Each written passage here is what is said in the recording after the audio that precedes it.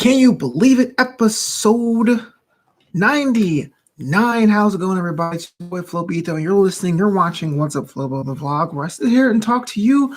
What's going on? We sitting here rapping. We're having the time of our lives. Want to talk to you about episode 100 coming Friday. Want to talk to you about Comic-Con this year. But before I do, I want to say that the other episode is in the What's Up Global canon, is brought to you part by No Name Nerd. Get yourself a nerd mask. Get yourself give a nerd video game jersey over at nonamenerd.com. Use the promo code FLOBITO for a discount because discounts are dope. Also, if you guys have checked out What's Up Flobo After Hours, that's the show on Monday nights where I just sit and I rap and I chat, all that stuff. Make sure you do. JLJ Media is in the chat. What up, sir? JLJ, you got to check it out. He's actually one of, I think we follow each other, so you can go through my little follower page and I can go to him directly. So many shows. Has a Star Wars show coming out. I'm excited for that. So we're here live. I don't know if you guys are a bunch of nerds like I am, but Comic-Con was this past weekend. Usually we'll say San Diego Comic-Con, but for obvious reasons, hashtag pandemic, in case you watch this video in 2027 or something, they did everything virtually, everything at home for the first time. Comic-Con at home, which was pretty big. Now, I've been to Comic-Con. Actually, I'll tell you that story real quick. The first time I went to Comic-Con, it was back before they had RFID badges, and a friend of mine gave me his badge, like, yo man, just be me. And I was Rob Van Dam, which, if you guys are wrestling fans, Rob Van Dam is a wrestler, but Rob Van Dam was my code name that weekend, and I instantly fell in love with it. It became like a nerd mecca in July, where you would go down to San Diego. I would drive. I would drive to a part of town called Mission Valley, park the car there, and just Uber in, and then stay there for the 4 days, because parking hotels in downtown were like $40 a night. But then it'll be this whole thing. Now, the years I went of that would be 5. It was kind of expensive. So I was usually flirting with unemployment or fun employment. So I couldn't really go ham. I couldn't buy the exclusives that I want. But being down there, eating the food, seeing the panels was great. But only it was a friend. It was a friends that you had from New York or LA that just happened to be nerds. And it wasn't just card playing nerds. It wasn't just cosplaying nerds. It was just people that were about TV shows and movies. I cosplayed once.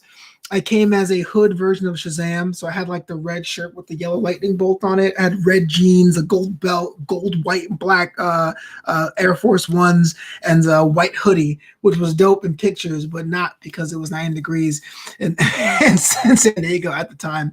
But it was a lot of fun to get down there and just to be a part of it. And I would say this came at the right time for me. First year I went, I borrowed a badge, and I instantly became a professional, which means you get early access to things. I had my first comic book out at the time, Silver Streak, and eventually Legacy. So I was able to go and see it and be a part of that too, and it was a lot of fun. I had become a bit burnt out on Comic-Con last time I went, which was last year. At the time, it was between trying to find hotels in the hotel pool and going with my girlfriend at the time. It became way too expensive. It became like $1,000, $1,100 thing in July, and I'm local, so I didn't even fly in. I decided, hey, look, I was going to step back, and I didn't renew my professional badge. And not saying I was smart, but I saw that it would have been moot had I done it anyway. So this year was Comic-Con at home. And in some ways it was better, in some ways it was worse, and I'll explain why. Having all the panels and the side events on these Zoom calls was great. On the surface, it's great. Being able to see the panels I wouldn't even get into live was pretty cool and pretty amazing. As a panelist myself, the panel I'm on, the Not So Strange Bedfellows panel, that's where we're talking about the relationship between comic books and pro wrestling. Hot take, I think pro wrestling storytelling is closer to comic books than soap operas. I know soap operas gets compared to them a lot, but it's a little bit different. But I'm not trying to push narrow there. But I love comics and I love wrestling, so I was able to do that panel a couple times.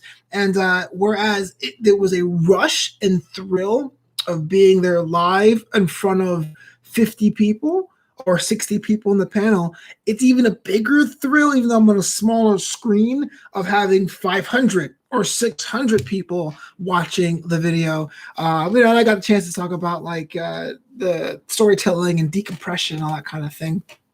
So that was pretty awesome, seeing how it was a smaller venue, but it had more engagement kind of a thing as a creator. It being like, I think my 5th year on that panel, my 6th year being aware of the panel. So it was pretty fun. But then ultimately, what's lost of having things virtual is the offsite events.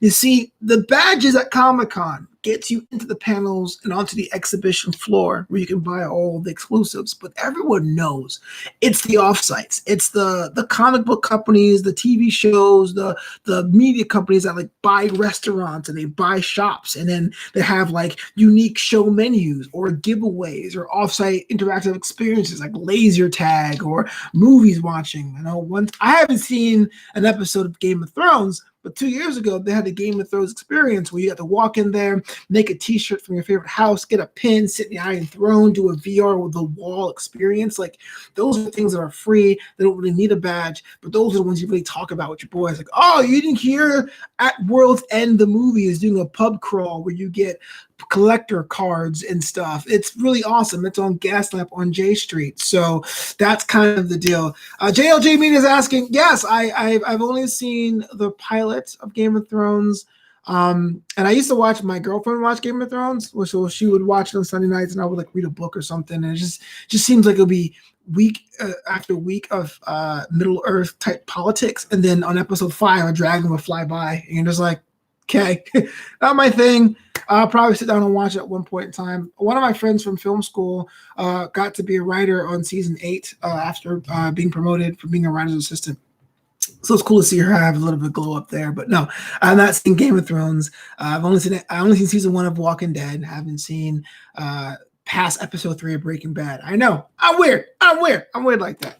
But that's the thing about Comic-Con. It's all fandoms all together. Like if you were like me, if you're an Archie comic guy, a wrestling guy, if you're into Star Trek Discovery guy, I had my little fan base nuggets that can go in and circulate. But even fandoms I'm not too big on. Wasn't a huge fan of anime, but I'm seeing it glow up. I'm not a big fan of My Little Pony, but the bronies were out there in full force of the past couple of years. So definitely a cool, different experience, but Comic-Con still finds a way to be cool, and it did in a really safe way. I hope it comes back this time next year, even if they cap it and they say, okay, 30,000 or 40,000 people. For reference, they give out about 150,000 tickets to Comic-Con. So if they did like a fifth of the size, it might be a good reset to the Comic-Con era, because you can argue that it was getting kind of bloated, but hopefully they find a way to do it safely.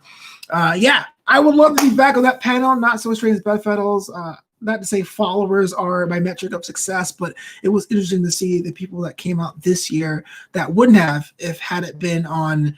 Oh, that's another thing. My panel I was on is usually programmed at like Saturday nights at 7 p.m., which on one hand is great because Saturday's the biggest day, but it's programmed right against the Comic-Con masquerade. So it was like a losing battle every year to say, hey, come on out to this wrestling comic, like bam, bam. But like now having its own thing online, it was kind of cool to have people come through at their leisure to see what's up. But yes, this is episode 99 of What's Up, Flobo. Thank you so much for watching this live.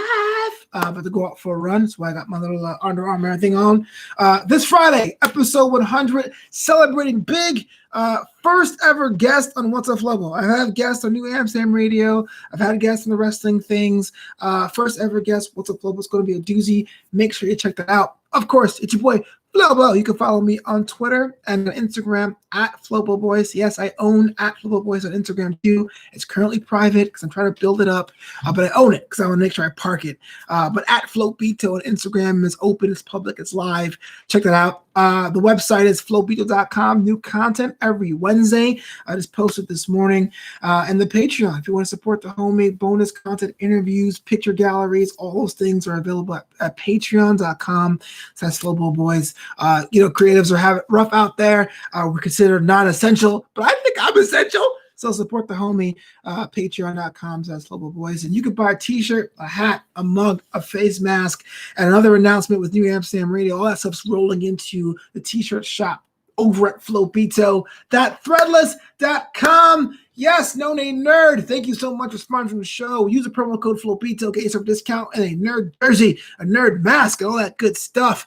But until next time, until Friday, where episode 100 drops right here on the channel, be yourself, peace out, and hopefully Comic-Con comes back strong.